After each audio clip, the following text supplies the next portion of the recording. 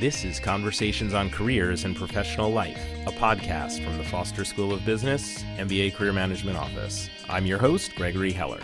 On each episode, I talk with guests from faculty and staff to students and business leaders about the skills and strategies that can help you design a professional life that you're happy with. On this episode, I speak with Evan Gray and Andrew Wen, both members of Foster's MBA class of 2022, and Cameron Borumand, the founding partner of Fuse VC. Evan is one of the leaders of the Foster Venture Fellows program, and he and Andrew both participated in the Venture Fellows program during their first year at Foster. Fuse VC is one of the venture firms that hosts fellows through this pretty unique program at the Foster School. I had Evan, Andrew, and Cameron on to talk about the program and about pursuing careers in venture capital. As usual, all the resources and websites mentioned during the episode will be in the show notes at conversationsoncareers.com, where you can also find a short survey. If you've just started listening to the podcast or have been listening for a while, I'd appreciate a few moments of your time to fill out the survey at conversationsoncareers.com/survey. I hope you enjoy this conversation on careers and professional life with Evan Gray, Andrew Wen, and Cameron Borumand. Evan, Andrew, Cameron, welcome to Conversations on Careers and Professional Life. Thanks, Gregory. Appreciate it. Happy to be here. Thanks for having us. Excited to be here. Evan, I'd love for you to start us off and explain what the Foster Venture Fellows program is and why you think it's such a great experience and something that more students should know about. Yeah, sure. So I'm going to try and keep it at a high level just because I think that there are some intricacies to the program. But at that high level, Foster Venture Fellows is essentially a program that allows students to be placed at venture capital firms, venture debt firms, startup studios, startup accelerators here in the Seattle ecosystem, which is actually a really large and thriving ecosystem for startups. And you get to brush shoulders weekly with, big names in the scene, such as Cam, who's with us today, and learn from these folks about how do they think about investments, how do they think about entrepreneurship, how do they go to market with products in the case of startup studios, how do founders think about their products in the case of accelerators, and it's overall just for anyone who's interested in that venture space, and I'm including entrepreneurship within that. It's a really great experience to see veterans of that industry and how they think and get a little bit of hands-on experience to supplement your experience at Foster. So, for me personally, I came into school wanting to be a founder one day, and I was fortunate enough to get to be a part of this program at Kernel Labs. I had never launched a product before. I had never been involved in product management, and I got to learn from Amit and Gotham over there about sort of their views on how to develop a minimum viable product, how to do customer discovery, and what they're thinking about and judging and sort of those metrics as they're launching a product. And I don't think I would have gotten that at many other MBA programs. So it's a really unique experience, and that's why I love it and just want to help students get similar experiences. How many students are involved each year in the Foster Venture Fellows program? It's a great question. So it depends year by year. Something that's really important to us is making sure that both our partners as well as our students get solid experiences. So some of that is dependent on what the capacity of our partners are for that year. Some partners have enough work and bandwidth to take students on one year and maybe not the next year. So last year we had 11. I think the year before that was 8. And then, when the program started, it was 4. So it varies year by year. We're going to have, I believe, 11 spots. It might tick up to 12 or 13, but as of right now, we're planning for 11 spots again this year. I would love to go next to Cameron to hear about why Fuse is involved in the program and what kind of experience you provide to the students that you get paired with. Yeah, no, appreciate you asking. It's a great question. I mean, we love this program because we get a smart person to come and spend on average about 6 months with us, and really for us. They bring a fresh perspective and a fresh mind. They're in a position where they're in an MBA program, and they're learning a ton about a bunch of different subjects, and can really help share some of that knowledge they're learning with the portfolio companies that we back, and again, just bringing a fresh set of eyes to how we're operating. For a student, it's a pretty unique opportunity to come in and get hands-on experience working at a venture fund. And really what that means is you're listening to a bunch of companies come in and pitch, and the ones that you or the team get excited about, you can really go deep with those companies, spending more time with the founders, also doing your own primary research and diligence to figure out, hey, is this an opportunity that Fuse or whatever venture firm you're at should be spending more time? And this is a pretty odd job. I mean, we see over 1,000 companies a year, and maybe we'll end up working with 10. And so the odds of making an investment are low. So there's a balance that happens between taking up too much of an entrepreneur's time, but also doing the amount of research and diligence you need to do to come up with a decision whether to pursue or not to pursue. So I think the students get to learn very quickly. One, it's not fun to say no, but there's a right way to say no when we decide not to pursue an opportunity. And two, how to when you're excited about a deal, how to get out there and win it. Let me ask you a little bit about yourself and about Fuse. How did you come to this position as a founding partner of Fuse? Yeah, absolutely. So I grew up in the Pacific Northwest, very stereotypical immigrant family where my mom worked at Microsoft and my dad worked at Boeing, and they both immigrated from Iran. Grew up in Redmond, Washington, thought I wanted to get out of the state, but when I crossed 520 and got onto the University of Washington campus, I was like, okay, I need to go here. So I ended up doing my undergrad at UW through the Foster School of Business. Enjoyed every minute of it. Went down to San Francisco and did software investment banking for a few years. And investment banking is an interesting beast. I mean, you learn a lot very quickly. For the folks that aren't familiar with investment banking, you're essentially a service provider. You're a middleman between the people that have capital and are looking to invest and the companies looking to raise capital or get acquired. So it's a very fast-paced industry. You work on a deal for 3 to 6 months. Deal gets done, you get paid, you move on to the next one. Whereas I was looking for something a bit more longer term in terms of the relationship that you build with the founders and the entrepreneurs. So that naturally led me to venture. I also wanted to get back to the Pacific Northwest because this region was just starting to explode with the dearth of technology talent up here and the number of companies getting created. So, and I knew there was one firm that I specifically wanted to work at, and that was a firm called Ignition Partners. John Connors, who was the CFO of Microsoft, was leading the team up in Seattle along with a guy named Kellen Carter, who was working with him. So I quit my job, moved back, didn't have the offer at Ignition, which looking back was maybe dumb and risky. But one of my mentors at the time was like, "Hey, if you want to get involved in venture, you should just start doing it." And I was like, "Okay, well, I don't come from a family that has a ton of family wealth where I can start cutting 50K, 100K checks into startups."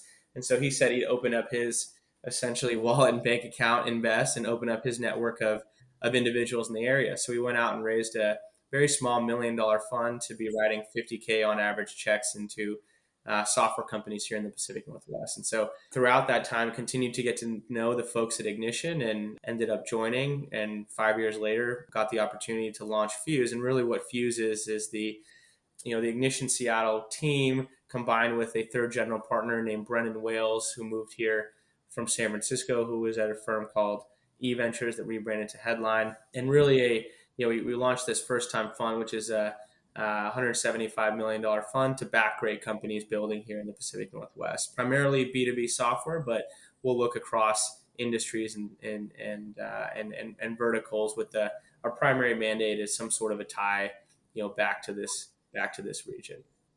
That was actually going to be my next question, was whether you had what your thesis was and whether you had a focus. So it's B2B software and Pacific Northwest based companies. Yeah. The broad thesis was, hey, there's so much talent in this ecosystem and not a ton of, honestly, not a ton of venture dollars. And with Ignition going away, that created even a larger gap. And given we had the network in this region to continue to source, continue to work with the entrepreneurs that we thought were, we're gonna win, we thought it was a no-brainer to spin out and launch Fuse. And launching a fund in the middle of a pandemic was we decided to go raise February 24th, 2020. Impeccable timing. Yeah, impeccable timing. We had $100 million target on the book, but luckily for us, the people I think just had a lot of time to think about investments and where to put money. A couple months in after the markets bounced back, and we were very lucky to have our networks and really the Seattle business community that stepped up to back this in a meaningful way. So our limited partners include a lot of the strategic execs, primarily based in the Pacific Northwest, and they committed their capital, but they also committed their time to help the portfolio companies that we back. So we think that's a unique differentiator for us. Great. I'm going to come back to you with some questions after we hear from Andrew. I'd love to hear about your experience in the program over the this past academic year, as well as what you've been doing this summer for your internship. Yeah, so can't say enough about the program. It was actually one of the main driving forces for me to come to Foster for my MBA. I had the privilege to work with Voyager Capital during the school year, which is, again, early stage, tends to be first institutional round for most companies, and they focus mainly on B2B software. I mean, just like the level of exposure and access I got, I think is a unique differentiator for this program. It's not something that even someone who may be an associate just entering the industry would get. I got to sit in on basically any call I wanted. I got to attend the Monday morning partner meetings where they're going over deals and just other aspects of what's going on in the firm. And I wanted to do this because I had spent most of my career prior to business school working in finance functions at, a lighting manufacturer, e-commerce business for a Fortune 50 company, and also at a couple of software startups. And in the last role I had before coming to the business program, I was basically running the fundraising process for the business. And I thought, I see the strategic vision for this company and for other industries, and I want to learn more about, how do the investors and big players in this space think about it, and what makes a suitable company for investment. So, I got to be a deal team member on a few investments that Voyager made during the school year, and I think I just learned a lot about how I could leverage my the people side of my personality along with the quantitative side, and hopefully pursue something in venture capital after the school year. And then this summer, right, I've been working with a fund called Equal Ventures based out of New York City. They're a first-time fund, again, early stage in investing, and I was focused on supply chain, retail, logistics, e-commerce, kind of that blend of technology and consumer goods. And I think that experience, I don't think I would have gotten it without what I've done at Voyager. It certainly lended a lot of credibility to myself, but also I learned a great deal about how do you develop a thesis around a specific space, and how do you identify some of the trends that are happening in that. So for me, what that looked like is merchant enablement on how is an e-commerce brand going to work with other companies so that it can focus specifically on what its brand is, because that's what it's an expert at. It's not necessarily how are you going to get a 2-day delivery promise across the country, for example. I want to put in a plug for Voyager. There's an episode that folks can find in the podcast feed or at conversationsoncareers.com with Austin Guyette, who's at Voyager, talking about his career journey from starting in the program to landing as a member of the team there at Voyager. What was the recruiting process like? How did you find this opportunity for the internship? Yeah, recruiting processes for venture firms tends to be idiosyncratic, and I would say there isn't really one. I've seen a lot of venture firms basically make blog posts looking for someone to join them, and Austin actually had sent it to me because I said I'm interested in doing something like this for the summer. So there's a lot of word of mouth, and just if you look at blog posts for venture firms that you're interested in, you'll be able to find something. And for those people who are really looking for something in the venture space, John Gannon's blog which you can easily find. It's one of the biggest blogs out there in the venture space. I think aggregates all of the venture opportunities that are out there. And as far as the specific process, I had a case on a specific aspect of the logistics space that basically helped me ask me to break down what are some key players in this space, what are trends that you find interesting, and also what are some of the economic driving forces there. And lastly, again, find a few companies that you think are interesting and tell us why. Great. And for listeners, we'll be sure to put links in the show notes to all these resources, so you can just find those at conversationsoncareers.com. I want to go back to you, Evan. What are some of the aspects of the program that students are involved in during the school year? Other than get their placement with a venture partner, what else does the program do? Well, last year was kind of a unique year, obviously, with COVID. So our Andrew and my experience of the program, I don't think was typical. This year, what's going to be going on is we're planning on doing some panels. We have one this fall that we're planning around sort of diversity in the venture space. So we're going to be bringing in some speakers. We're also doing a speaker series in the winter and the spring. Once again, just bringing people in from venture. We're planning on doing a actually gala at the end of the year where we bring in sort of alumni from the Venture Fellows program, as well as our partners and current fellows. And that's, one, I think it's good to always keep those connections warm. Ken Hornstein, who founded the program, for example, has gone out and done amazing things in the venture space. And I think bringing him back to a gala and having him interact with these people is going to be a really cool experience. And then sort of selfishly for the fellows, it also allows for people to get more exposure to other people in the space and network and learn and make those connections. So that's one thing. We're also going to be doing some trainings. We're going to be bringing in some folks from some firms to do some trainings around, some people don't know what bottom-up market sizing is. So let's train people up on how to do that, how people in the space do that, as well as some customer discovery work, how do people do customer discovery. So a lot of it's going to be sort of that networking and trying to provide resources to folks entering and who are selected as venture fellows to set them up to succeed. Because I think kind of tangentially, a big part of this program is, I know Andrew referenced his finance background, but I actually came from a sales background, B2B sales background. My first job out of college, I ran B2B for a startup called Finex, and we sold $195 cast iron skillets, right? It was in the entrepreneurial space, but it did not set me up to go into venture at all, although a lot of venture has a sales aspect to it.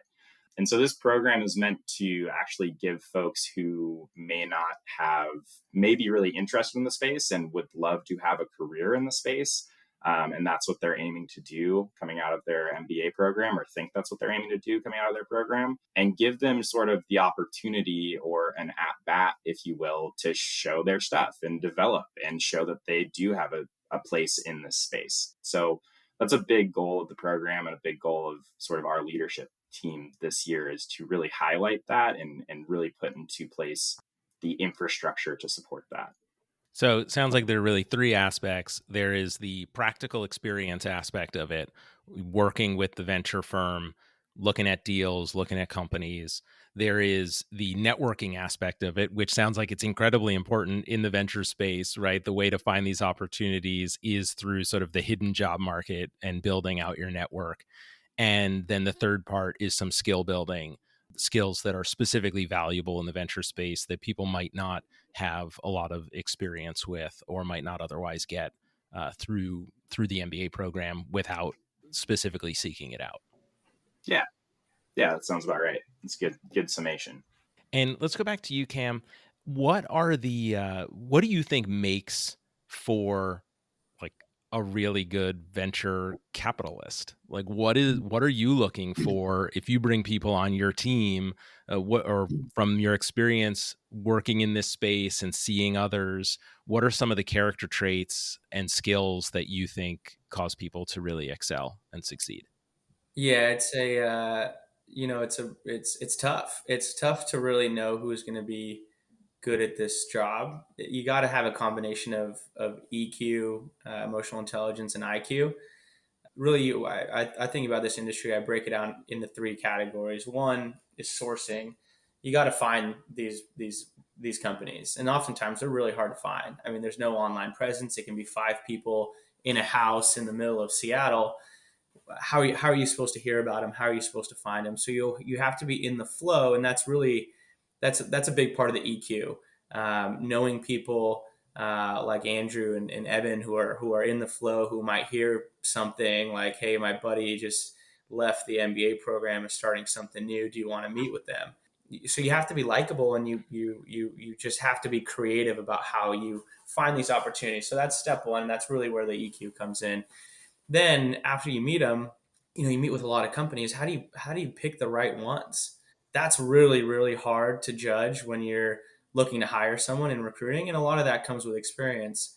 I know when I started at Ignition, John and Kellen said, "Hey, you got to meet 100, I won't call them bad companies, but not so great companies to realize what one good one looks like, and 100 good ones to realize what one great one looks like." So that comes with experience, but having the IQ to do the work, to do the diligence, to figure out what are the right process next steps to get to know these founders and get to know their market and figure out if we need to make an investment decision. And then lastly is shepherding. Shepherding comes with more experience. That's post-investment, particularly if you join a company's board. You're going to be on this company's board on average at Series A for 8 years, which is longer than the average U.S. marriage. And so, you want to be a trusted source for the founder. If they, if something great happens, you obviously want to hear about it. But more importantly, when times are bad, you want to be the founder's first call, and you want to have the experience to be able to support them through whatever they're going through. And so, that comes with experience. But as we look to hire, one, are they likable? Do they have a curiosity and interest in technology? Do we think that they can build the sourcing networks? That's one thing that we prioritize, I think, over a lot of other firms, is if we let them loose at an event in Seattle, will they know how to work the room and develop real relationships with people to where they can get in the flow of what's going on in a region. And then the diligence part, people that come from certain backgrounds pick that stuff up faster than others, but that's all stuff you can learn. It's really hard to teach the EQ piece of this business. I think that's some great insights there. Let's go back to you, Evan. For students who are interested in getting involved in the Venture Fellows program, what's the process like? The process is actually it's constantly reworked year over year. So we're actually to anyone who's listening and interested in joining the program, incoming students this year to the MBA, just look for, we're going to be posting some stuff out on Slack. And we'll be sending, I think we're going to try and get in some newsletters and whatnot, just sort of explaining that. A couple of dates to mark on the calendar. September 14th is the Entrepreneurship and Venture Capital Club event, sort of kickoff event, part of the club fair. And we're going to be doing a little plug there where there will be more information than what I'm about to give. And then on the 30th, we're going to be doing an event that's just a venture fellowship event, and applications will open then. So that sort of segues into, there's usually sort of a written component of an application. So for example, last year you sent in your resume, there's an investment memo piece. We don't expect you to have written an investment memo before. We don't expect those investment memos to be pure gold. We expect those investment memos to have shown effort and that you've actually taken some time to try and learn about how to write one and put one together. And then that written portion, we will unfortunately shave off certain candidates or fortunately advance you to the next round. The next round is interviews with second years. So logistically, it's kind of hard to, with the amount of applicants that we have in, it's kind of hard to have our firms actually interview each and every candidate. And so second year is actually, we have contact. For example, Cam and I have connected over the summer and talked a little bit about like, what is Fuse looking for? Or what is PSL looking for? And so second years kind of have that in mind, and we're interviewing for that. I think most importantly, if you're a candidate, both in your written application and your interview, understanding like, why do you want to be a part of this program? Like, this program is not here to boost your resume. I mean, it is a perk that you can say, hey, I've worked in venture, but at the end of the day, we're trying to help people who are passionate about entrepreneurship and venture capital get experiences there and get really good experiences there that are going to help our partners or make our partners get what they're trying to get out of the program, and also, give those candidates valuable experiences they're going to take into their career. So my advice to students who are going to go through this application process would be to really sit down and think about why you want to be a part of the program, and have a really strong and authentic, like really authentic story, and communicate that well. Communicate why you want to be a part of the program. And it doesn't have to be, I'm an ex-I banker and I want to go into VC. It could be like, hey, I sold cookware for 3.5 years and I love being in the entrepreneurship space, and I don't have a finance background, but I'm willing to learn and work hard, and I'm passionate about, I don't know, like esports or something like that. So I want to go find the 5 best firms in Seattle that are doing esports and bring that back to Fuse and say, here are the 5 firms I think you should invest in and why, and give me some feedback, right? And there's really powerful learning that can take place there. So I think I went off on a tangent again a little bit, but I think that would be my advice for applicants. And that's a little bit about the process, and stay tuned. Yeah, and we'll put links in the show notes here. And obviously, students at the Foster School will get information either through the program office newsletter or through the club newsletters about the application process and any deadlines for those applications. But it comes up pretty quick at the beginning of the program, right? It's something, if you're interested in this, it's something that you need to be looking out for in September into maybe early October when when classes begin. Yeah. And one thing I will say is, last year it snuck up on us quite a bit. So this year, one thing we're trying to do is be really vocal and really out there, like doing this podcast, for example, and letting people know. We do have a website. It's called fosterventurefellows.com, which I imagine, as Gregory said, will be in the show notes. Yep.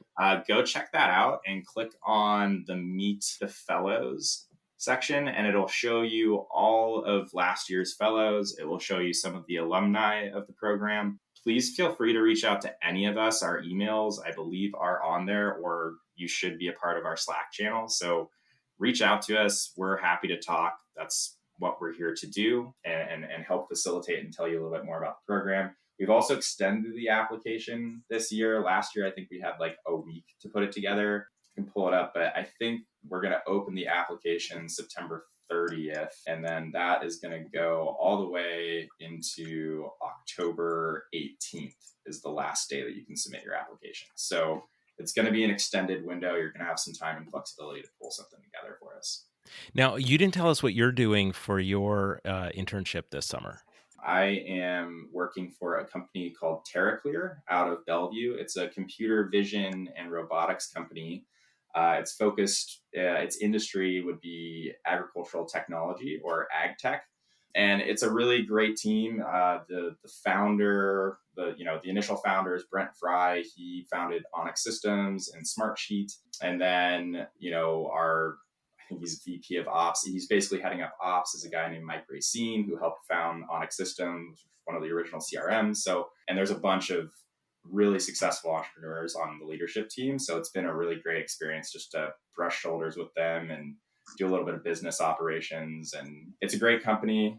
Essentially what they do is they use the robotic arm and computer vision to pick rocks for farmers, which is actually a huge problem. It's one of those problems that you don't think about, but these farmers have massive acreage that they have to go out and hand pick rocks, because otherwise their combines hit the rock, it breaks the combine, and then there's huge opportunity costs associated with that in terms of harvest. And so TerraClear essentially uses computer vision, flies a drone, identifies where the rocks are, and then allows for farmers to go out in compact track loaders, or also known as skid steers, with a robotic arm attached to them, and it picks up these, sometimes giant rocks very quickly and easily, and so saves on labor, time, efficiencies, all that fun stuff. So it's a pretty interesting use case and interesting company. It's been a I great, hope great you've got time. some videos that I can include in the show notes here for people, Yeah. and then you've had the opportunity to go out and see what the rock picking looks like. Oh yeah. It's harder than it looks.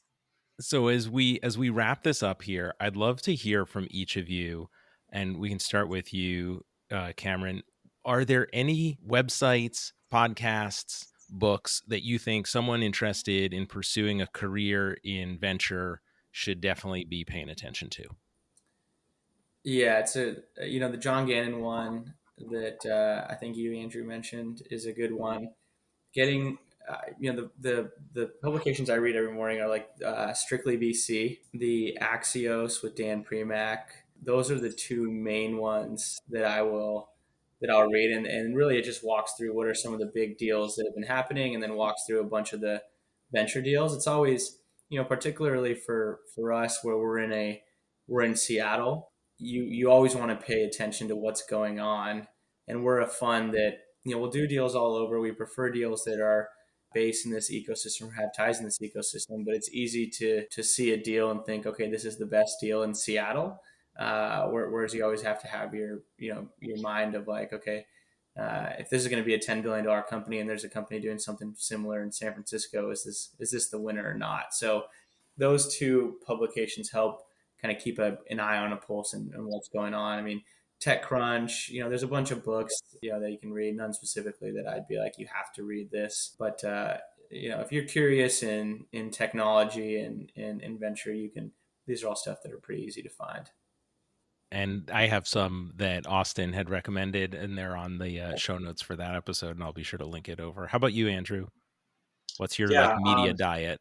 Everything that Cameron has mentioned is definitely good, like GeekWire, TechCrunch. Those are all great. For myself personally, the Acquired podcast has been great.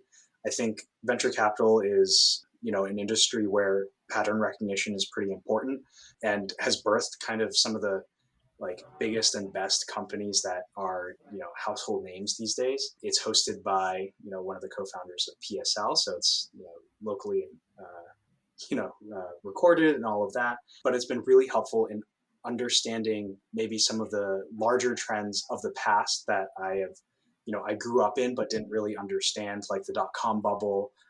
They recently just did a two-part series on Andreessen Horowitz. Really interesting to learn about, like the origins of Netscape and how it turned into Andreessen Horowitz as it is today. And then beyond that, there are definitely like industry specific newsletters and stuff, but that is really going to depend on, what you want to focus on. I just want to jump in for the listeners here. PSL has been mentioned a few times. That's Pioneer Square Labs, which is a venture studio. Venture studio located here in Seattle. And we have some students who've done internships there and worked with some of their portfolio companies and some alumni who currently work there. How about you, Evan? Well, I think most of them have been mentioned at this point. I'm also a fan of the Acquired podcast. GeekWire is sort of my main publication that I'll go look at. And then I do think, so I'll be the plug for this book. It's called Venture Deals. I think it's by Brad Feld. We'll check that. That sounds right to me. I think that Austin might have recommended that one as well. Yeah. So a little bit of context for that, actually, in terms of the program. One class that I'm not going to say that it's absolutely required, but it is strongly, strongly, strongly encouraged for anyone thinking about going and applying to the Venture Fellowship would be the VCIC class this fall. And please email me directly if you have any questions about getting signed up or what that process looks like. And that's taught by James Newell, who is a partner over at Voyager. Andrew knows him very well. And sort of the main book for that course is called Venture Deals, which is why Austin probably mentioned it. It's just a really great intro to venture book. And I would definitely encourage folks to read that if they're interested in the space. And you also mentioned a club, what's the club for new students to have on their radar? Yeah, so the Entrepreneurship and Venture Capital Club, it's EVCC. We're not actually formally in any sort of formal relationship. The venture fellowship actually falls outside of club jurisdiction. We're our own entity. However, we partner with the EVCC club quite a bit. I am actually a co-president of the club this year, along with Mac Hopen, and he was also a venture fellow last year. So we have a lot of ties to that club, but they're going to be doing a lot of speaker series. We're trying to do some field trips this year to go check out some early stage operations, maybe another conversation for another time, but that would be another club. We do a lot with them, so you should join it. Okay, great. Well, I want to thank the three of you for joining me today for this conversation on careers and professional life. Awesome. Thanks so much, Gregory. Appreciate it. Yeah, appreciate it, Gregory. That was fun. If you enjoyed this conversation about the Foster Venture Fellows Program and are interested in learning more about careers in venture capital, check out my conversation with Austin Guyette on episode 5 from season 5. You can find a link to that episode along with all of the websites and resources mentioned during this episode at conversationsoncareers.com. While you're there, I'd appreciate it if you could take a few moments to answer a short survey at conversationsoncareers.com/survey. Your feedback will help me plan the next season of this podcast. Thank you for listening to another episode of Conversations on Careers and Professional Life. I'd love to hear what you think about the podcast. You can email me at gheller@uw.edu. And if you've enjoyed this episode, please share it with a friend or classmate.